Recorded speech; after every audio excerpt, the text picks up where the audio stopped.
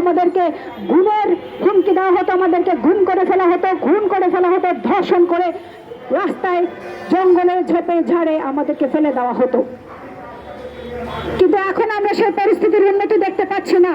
বিগত বেশ কিছুদিন ধরে আমরা লক্ষ্য করছি যে নারীদের নিরাপত্তার প্রশ্নে এখানে প্রশাসন নীরব। আজকে আসিয়াকে ধর্ষণের পরে এই যে আসিয়ার ধর্ষক তাকে গ্রেফতার করা হয়েছে, আমরা জানি কেন তাকে গ্রেফতার করা হয়েছে।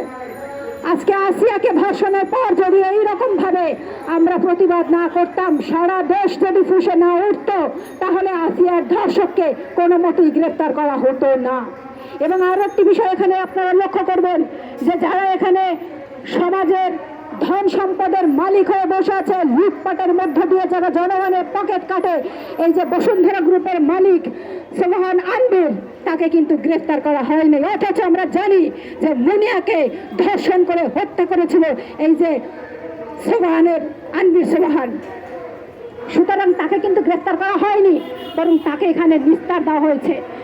কিভাবে তাকে নিস্তার দেওয়া হয়েছে, কেন তাকে নিস্তার দেওয়া হয়েছে, আমরা প্রশ্ন করতে চাই। আওয়ামী লীগের আমলে তাকে নিস্তার দেওয়া হয়েছিল, কিন্তু জুলাই গণঅভ্যুত্থানের পরে তাকে কেন বিচারের মুখোমুখি করা হয়নি এখনো, সেই প্রশ্ন আমরা রাখতে চাই। বন্ধুগণ, সারা দেশে নারীদের যে ধর্ষণ এবং নিপীড়ন হচ্ছে, এই নিপীড়ন অবিলম্বে বন্ধ করতে হবে। আজকে আমাদের এই জাতীয় মুক্তি কাউন্সিলের নারী সেলের সমাবেশ, এই সমাবেশে সভাপতিত্ব করবেন জাতীয় মুক্তি কাউন্সিলের নারী সেলের আহ্বায়ক বর্ষা বিশ্বাস।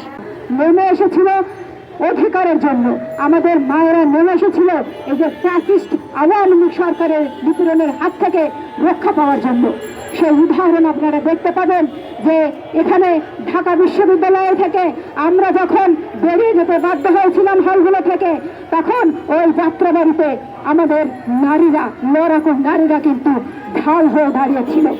এই যে ফ্যাসিস্ট আওয়ামী লীগের যে রক্তচক্ষু বন্দুক গুলি, সেটাকে তারা মোকাবেলা করেছিল।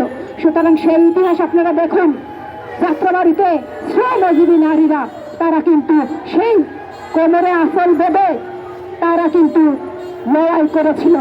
কাজেই নারীদেরকে দমিয়ে রাখার যে চিন্তা আপনারা করছেন, সেই চিন্তা থেকে আপনারা বেরিয়ে আসুন। গত দুদিন আগে 8ই মার্চ এখানে পালন করা হয়েছে আন্তর্জাতিক শ্রমজীবী নারী দিবস, কিন্তু আমরা দেখতে পাচ্ছি এখানে শ্রমজীবী কথাটাকে এক প্রকার বাদ দিয়ে দেওয়া হয়েছে। আমরা বলতে চাই, যুগে যুগে নারীদের যে ইতিহাস, সেটা শ্রমজীবী নারীদের লড়াইয়ের ইতিহাস। যুগে যুগে নারীদের যে ইতিহাস, সেটা এই যে শ্রমজীবী নারীরা তাদের রক্ত ঘাম শ্রম দিয়ে ইতিহাস নির্মাণ করেছে। কাজেই নারীদেরকে বাদ দিয়ে যদি এখানে দেশকে কল্পনা করা হয়, তাহলে সেই দেশ ধ্বংস হতে বাধ্য। বিগত 16 বছর ধরে এখানে পুরুষরা যে সাহস এখানে দেখাতে পারেনি, নারীরা কিন্তু সেই সাহস দেখিয়েছে, নারীরা পথ দেখিয়েছে। নারীরা কিন্তু বলেছে যে এই যে শাসন, এই যে নিপীড়ন, এই শাসন এবং নিপীড়নকে উচ্ছেদ না করে আমরা ঘরে ফিরবো না।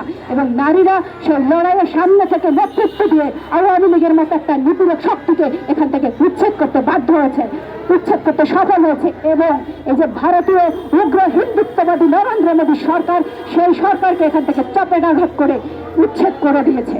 কাজেই আজকে নারীদের এই যে লড়াই, আজকে নারীদের নিরাপত্তার যে লড়াই, এই লড়াইয়ে নারী এবং পুরুষ নির্বিশেষে সবাইকে ঐক্যবদ্ধ হয়ে এগিয়ে আসতে হবে। বন্ধুগণ, আজকে এই সমাবেশে এই পর্যায়ে আমি বক্তব্য রাখার জন্য